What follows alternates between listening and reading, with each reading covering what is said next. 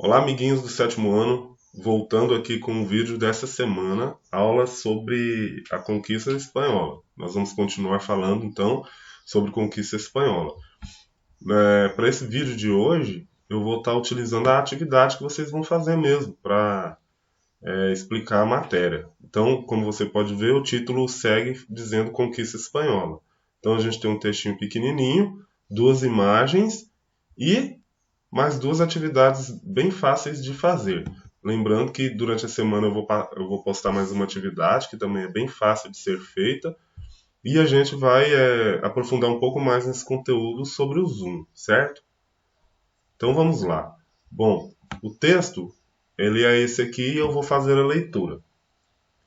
O período de conquista espanhol se estendeu por praticamente todo o século XVI, apesar de oficialmente ter se encerrado em 1556, quando o rei Filipe II tomou uma série de medidas para abrandar a autoridade e a violência dos conquistadores. Então, olha, o rei da Espanha no momento que os espanhóis começaram a conquistar a América era Filipe II, como o texto afirma aqui.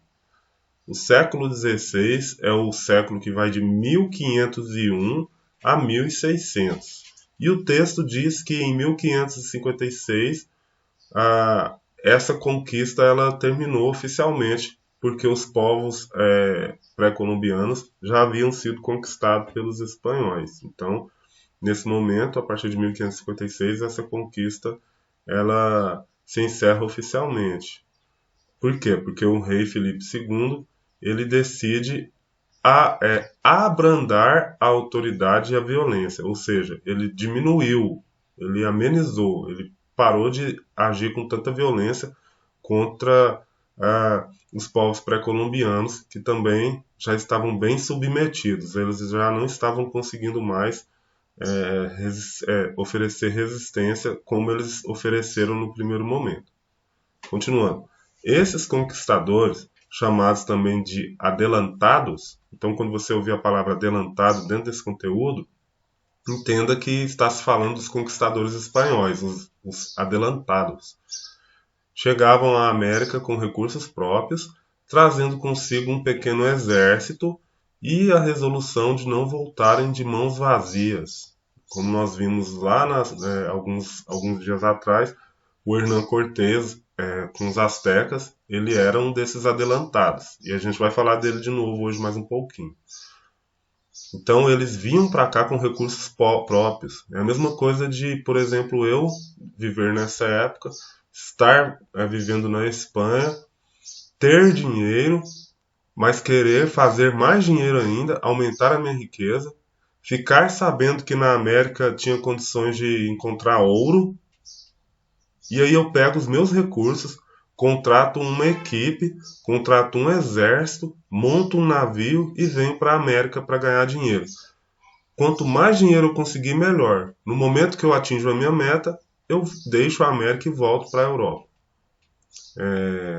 É isso que o texto está querendo falar aqui. Entre os principais conquistadores se destacaram Hernán Cortés, que conquistou a Confederação Azteca no México, como nós vimos anteriormente, e o Francisco Pizarro, que é um cara que a gente não tinha falado sobre ele ainda, que conquistou o Império Inca na região do Peru. Certo? Então, o Hernán Cortés conquistou os astecas, o Império Azteca, e o Francisco Pizarro conquistou o Império Inca, isso, na região do Peru. Num primeiro momento, interessava a coroa a partir da segunda metade do século XVI.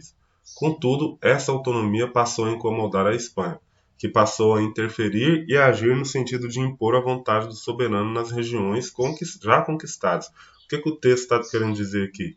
O Império Inca ele tinha autonomia.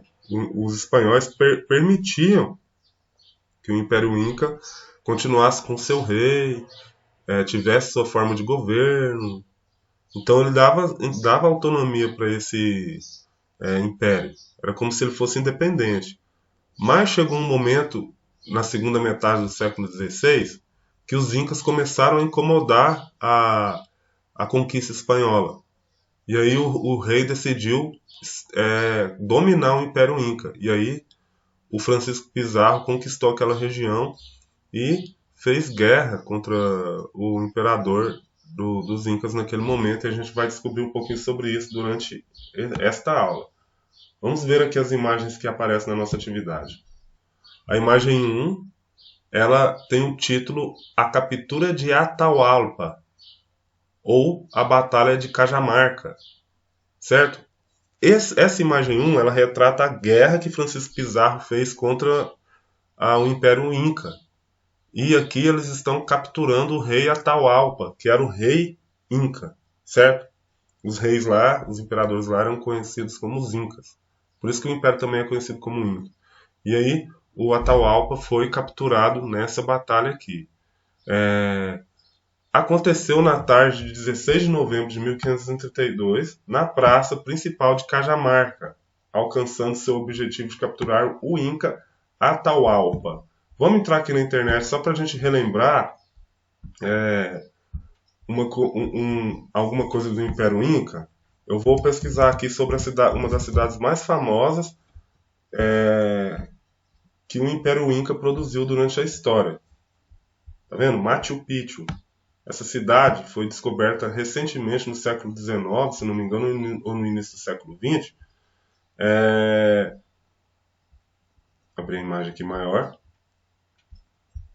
E é uma cidade Inca. É uma cidade que tem as ruínas lá até hoje, né? E o Império Inca ele foi estabelecido em cima da Cordilheira dos Andes, que é a maior cordilheira de montanhas existentes na América do Sul.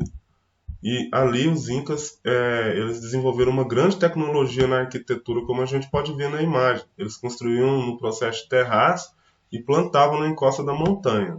Isso a gente estudou lá no segundo ciclo, eu acho que a gente estudou isso antes da quarentena, se não me engano, certo? E os Incas, então, dominavam essa região aqui. Então os espanhóis chegaram, principalmente na região do Peru, e conquistaram essa região. O imperador deles era essa pessoa aqui, o Atahualpa, certo? E o Atahualpa foi derrotado por Francisco Pizarro. Uma das explicações para a derrota de Atahualpa e do Império Inca para Francisco Pizarro é justamente o fato dos espanhóis terem armas de fogo e se utilizarem dos cavalos, coisas que os incas não conheciam ainda. Vamos voltar aqui para a nossa atividade e vamos analisar agora a imagem 2. A imagem 2 ela tem o título Lienzo de Tlaxcala. Olha que nome mais complicado, o nome asteca. É uma ilustração produzida por indígenas para indígenas, datadas do século XVI. Os próprios indígenas astecas produziram esta imagem. De forma geral, ela retrata as duas alianças durante a conquista espanhola dos astecas, tendo como figura central Hernán Cortés, que liderou em grande parte o domínio do território americano, e ilumina o tema sobre mestiçagem com base na figura de La Malinche, uma das 20 mulheres dadas a Cortés por um líder maia. Essa imagem aqui, ela lembra um pouco da questão da aliança que o Hernán Cortés, representando a Espanha, fez com os tlaxcaltecas para atacar os astecas. O povo tlaxcalteca era inimigo dos astecas, pois os astecas os exploravam com muitos impostos, né? E aqui fala da Malinche, que foi uma moça que era dessa tribo, que aprendeu espanhol e serviu de intérprete para Hernán Cortés com o rei asteca. A gente já tinha visto isso, mas a gente não falou da Malinche. E aqui fala também dessa questão de mestiçagem. O que é mestiçagem? É quando as raças se cruzam. E aí ocorre esse processo de mistura das raças. Então aqui nesse momento, os espanhóis começam a se misturar com os povos indígenas. Assim como ocorreu também entre portugueses e os índios brasileiros. Né? E depois, mais para frente, vem o escravo africano e forma essa raça brasileira tão misturada, em que os portugueses tiveram filhos com índios, depois com os negros africanos que vieram escravizados. teve relacionamento entre negros e índios, enfim, como eu já tinha falado, e aí surgiram filhos mestiços, misturados. Então, esse contato, esse choque cultural vai produzir isso também, a mestiçagem, que era algo que a gente ainda não tinha falado, certo? Vamos ver agora aqui, como nessa imagem 2 falou sobre a Malinche, vamos ver quem era Malinche. Malinche é essa moça aqui, vamos dar um zoom aqui nessa imagem. A Malinche, a gente não tem muita imagem, como você pode ver aqui na internet, você tem várias imagens falando sobre Malinche. Então, a gente não tem uma imagem, mesmo porque naquela época não tinha fotografia, a gente não tem uma imagem certa que possa representar quem foi Malinche. A gente tem várias reproduções. O fato é que ela existiu. E ela serviu de intérprete entre o Hernán Cortés e o imperador Azteca, como a gente pode ver nessa figura aqui. E depois disso, ficou muito forte na cultura mexicana a ideia de que Malinche trouxe uma maldição para os povos americanos. Porque, como ela serviu de intérprete entre Hernán Cortés e o imperador Azteca, ficou parecendo que Malinche traiu o seu povo. E quando ela traiu o seu povo, os aztecas foram derrotados. E a América ficou na mão dos espanhóis. E dizem que até hoje essa maldição está sobre a América, na crença lá dos mexicanos, de algumas pessoas mexicanas, na cultura popular mexicana. E eles dizem que ainda hoje a América está debaixo do domínio europeu, explorada pelos europeus. Fizeram até uma música. Vamos ouvir um trechinho dessa canção aqui. Presta atenção na legenda. E na nossa aula do Zoom depois a gente vai falar mais sobre isso. Del mar los vieron llegar, mis hermanos emplumados eran los hombres barbados de la profecía esperada. Se oyó la voz del monarca de que el Dios había llegado y les abrimos la puerta por temor a lo ignorado. Iban montados en bestias, como demonios del mal, iban con fuego en las manos y cubiertos de metal. Solo el valor de unos cuantos les opuso resistencia y al mirar correr la sangre se llenaron de vergüenza, porque los dioses ni comen ni gozan con lo robado, y cuando nos dimos cuenta ya todo estaba acabado. Y en ese error entregamos la grandeza del pasado, y en ese error nos quedamos 300 años esclavos. Ok, então, como a gente pode ver na canção, ela fala, por exemplo, de uma lenda que existia entre os astecas. Eles acreditavam que um dia iria vir deuses pelo oceano. E quando eles viram os espanhóis chegando, eles acreditavam que a profecia estava se cumprindo. E esses deuses estavam chegando. E aí, no primeiro momento, eles os receberam bem. Só que depois, esses mesmos deuses começaram a os atacar, justamente procurando ouro, como a gente viu nas nossas explicações. E aí, a canção vai e faz o questionamento. Por que os deuses nos comem? Se eles não são pessoas boas. De repente eles chegam aqui e agora querem nos atacar. E aí a gente vê um monte de detalhes, relatos que essa canção traz, como por exemplo, a questão deles estarem montados em bestas. Que bestas eram essas? Os cavalos, que os astecas não conheciam. Outra coisa também, eles estavam vestidos de metal. O que era isso? Eram as armaduras. O índio não conhecia isso.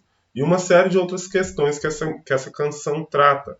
E ela depois, mais para a segunda parte dela, vai falar que hoje os mexicanos, né, que é um contexto mexicano, eles consideram escravos ainda, agora do capital europeu. Beleza? Então, A atividade é essa aqui. Vocês vão responder a questão 1 baseada nas imagens e a questão 2 baseada no texto, certo? Então era isso. Obrigado por sua atenção e nós nos encontramos na aula no Zoom. Um abraço e até mais.